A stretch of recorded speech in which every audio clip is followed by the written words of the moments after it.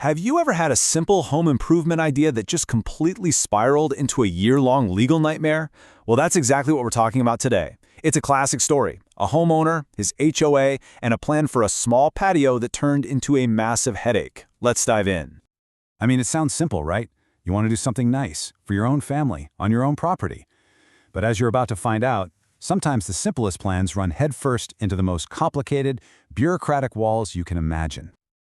Okay, so our story begins with a really simple and honestly a pretty heartfelt request.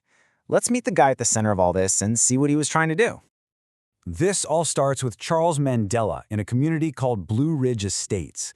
His goal was totally straightforward and frankly pretty sweet. He just wanted to build a small 150-square-foot cedar patio, a nice little place for his mother to sit outside. You'd think anyone could get behind a project like that. Or so you'd think. But see, Mr. Mandela wasn't just dealing with wood and screws here. He was about to go toe-to-toe with the Blue Ridge Estates Homeowners Association and its very, very specific rulebook. And at the core of any HOA is this document, the CC&Rs. That stands for Covenants, Conditions, and Restrictions. You should really think of it as the constitution for the whole neighborhood. It dictates pretty much everything, from what color you can paint your front door to, you guessed it, what you can build in your own backyard. And right here, this is it. This single sentence becomes the absolute heart of this entire fight. Regulation 3D. Seems clear enough, right? You get one detached structure. That's it. Remember that word, one. This single rule is going to be the main point of contention for everything that follows.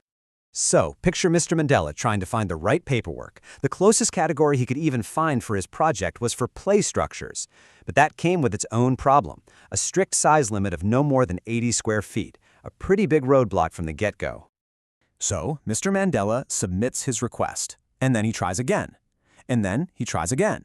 This simple little plan for a patio quickly snowballed into a year-long saga of rejection after rejection.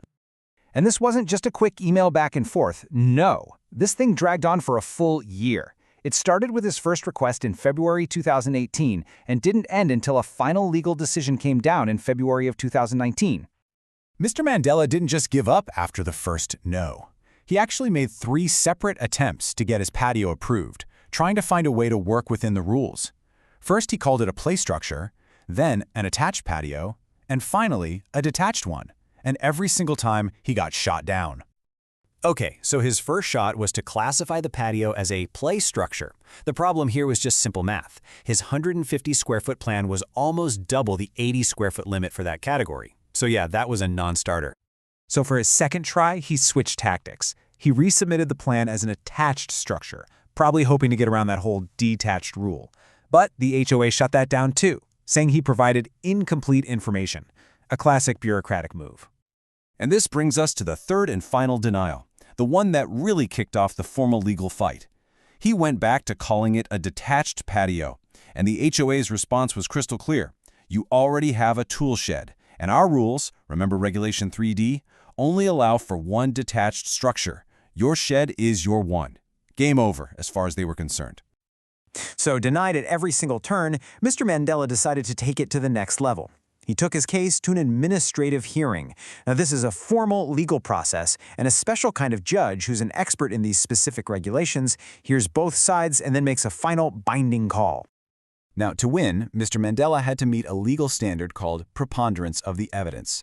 This isn't like a crime show where you need proof beyond a reasonable doubt. Nope. Here, he just had to convince the judge that his version of the story was more likely true than not. We're talking even if it's just 51% to 49% in his favor. So at the hearing, Mr. Mandela laid out his arguments. He said his patio wasn't really a detached structure in the way the HOA meant. He argued that the concrete pavers he was using should count as a permanent foundation, and he even claimed the HOA was discriminating against him and unfairly applying the rules. One of the real sticking points was this whole foundation debate. The HOA rules had a definition for temporary structures, and it involved not having a cement or block foundation. Mr. Mandela argued his pavers were basically the same thing, but the judge completely disagreed, finding that pavers are not the same as a permanent foundation. That was a major blow to his case. So, after the hearing, and then another hearing, And a full year of this back and forth, the administrative law judge was finally ready to make a decision. And the outcome couldn't have been clearer. On February 28, 2019, the judge flat out denied Mr. Mandela's petition. After that entire year-long battle, the answer was a final, official no. So why did he lose? Well, the judge's reasoning was pretty methodical. First, the shed was, without a doubt, his one allowed detached structure. That made the patio a forbidden second one. Second, for the attached version, he just hadn't provided the right plans. And finally, and this is a big one, he just didn't have enough evidence to meet that legal standard to prove discrimination. It was a complete loss on every single point. You know, when you boil this whole year-long, complicated legal battle down to its essence, it all comes back to a single number. 1. That was the rule. Mr. Mandela already had a shed, and that was his one. Every other argument about the pavers, about discrimination, about what he was trying to do for his mom, none of it could get past that one single line in the CC&Rs. You know, this story is so much more than just one man's frustrating year. It's a huge reminder for all of us. The rules that govern where we live are often hidden in plain sight, in documents we signed but probably never read. So before you start planning your next project, it's worth asking, do you really know what's buried in your HOA rulebook? Because as Mr. Mandela found out the hard way, one little sentence can make all the difference in the world.